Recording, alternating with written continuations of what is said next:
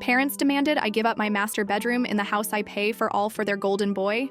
My parents moved in with me last year after Dad lost his job and they couldn't afford their apartment anymore.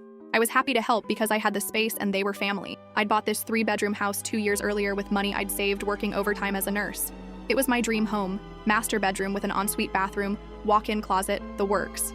My parents took the smaller guest room and everything was fine until my younger brother Jake announced he was moving back from California after his startup failed. Jake had always been the golden child. While I worked through college and paid my own way, my parents funded his expensive lifestyle and failed business ventures. The day before Jake arrived, my mom cornered me in the kitchen. "Honey, we need to talk about the sleeping arrangements." I assumed she meant setting up the 3rd bedroom as an office for Jake to job hunt.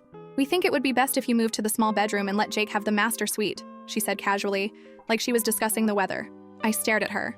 "You want me to give up my bedroom in my own house? Jake is going through a difficult time. He needs space to recover and get back on his feet. The master bedroom would really help his mental state." I reminded her that I pay the mortgage, utilities, and groceries. This was my house that I was generously sharing with them. "Family takes care of family," Dad chimed in. "Jake has always been sensitive. The small room might trigger his anxiety." Jake's anxiety was apparently more important than the fact that I worked 12-hour shifts at the hospital to afford this place. When Jake arrived, he walked straight into my bedroom and started measuring for furniture. "This will work perfectly for my gaming setup," he announced. That night, I found my parents moving my clothes out of the master closet. "We're just helping with the transition," Mom explained. "Jake really needs this right now." I'd had enough. The next morning, while they were all out, I called a locksmith and changed all the locks. Then I packed their belongings and left everything neatly on the front porch. When they returned, Jake was furious. "You can't lock us out. We live here." "Actually, you don't," I said through the door. "I checked with a lawyer.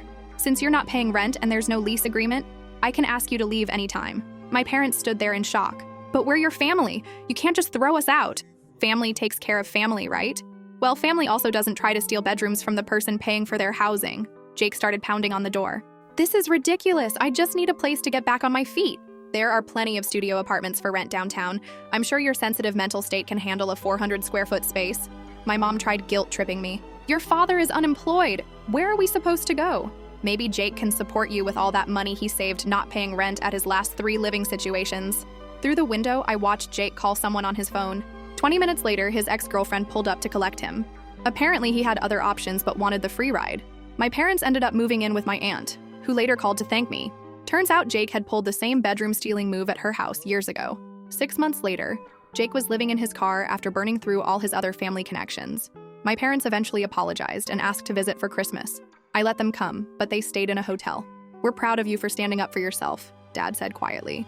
It only took them losing their free housing to figure out whose side they should have been on.